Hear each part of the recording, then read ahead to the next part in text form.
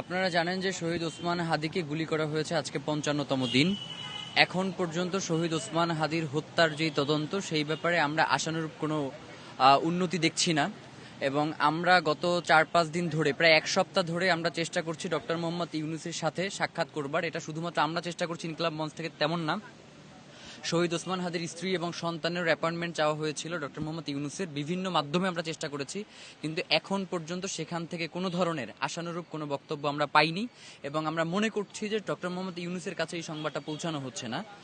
সংবাদ পৌঁছালে অবশ্যই তিনি যেহেতু শহীদ ওসমান হাদির ব্যাপারে অত্যন্ত ভালোবাসা এবং স্নেহ রাখেন এবং তিনি শহীদ ওসমান হাদিকে বাংলাদেশের স্বাধীনতা সার্বভৌমত্বের প্রতীক মনে করেন, তো তিনি হয়তো শহীদ ওসমান হাদির স্ত্রীর সাথে দেখা করতেন।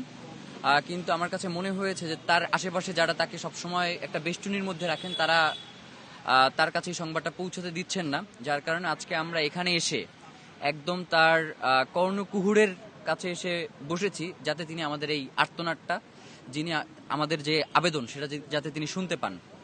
আমরা চাই যাতে জাতিসংঘের অধীনে, জাতিসংঘের তত্ত্বাবধানে শহীদ ওসমান হাদি হত্যার তদন্তটা নিশ্চিত করা হোক। কারণ আপনি জানেন যে এখন পর্যন্ত তারা শহীদ ওসমান হাদির শাহাদাতের 10 দিনের মধ্যে বলেছে যে আমাদের 90% কাজ অলরেডি সম্পন্ন হয়ে গেছে তদন্তের, মাত্র 10% বাকি আছে।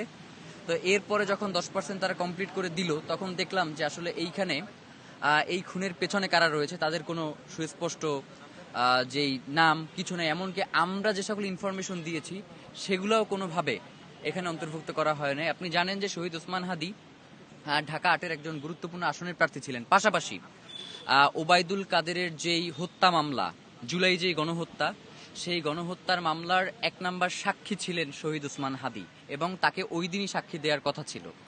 তো এই ঘটনাগুলোকে আসলে খুব ছোট করে দেখবার কিছু নাই। এখানে দেশি বিদেশি ষড়যন্ত্র রয়েছে এবং বর্তমানে বাংলাদেশের যেই সংগঠনগুলো রয়েছে, গোয়েন্দা সংস্থাগুলো, তাদের হয়তো আমরা প্রথমে তো তাদের হাতেই ছেড়ে দিয়েছিলাম, কিন্তু আমাদের কাছে এখন পর্যন্ত মনে হয়েছে যে তারা এই হত্যার সুষ্ঠু তদন্ত করতে সক্ষম নয়।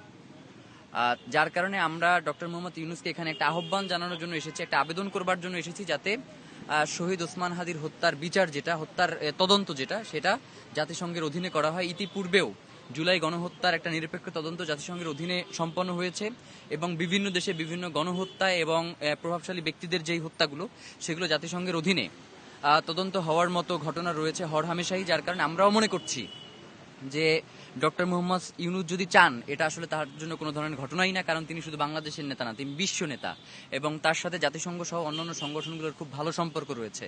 তো আমরা মনে করি যে জাতিসংঘের অধীনে এবং জাতিসংঘ থেকেই আহ্বান জানানো হয়েছিল যাতে শহীদ ওসমান হাদির হত্যার একটা সুষ্ঠু তদন্ত এবং বিচার সম্পন্ন করা হয়।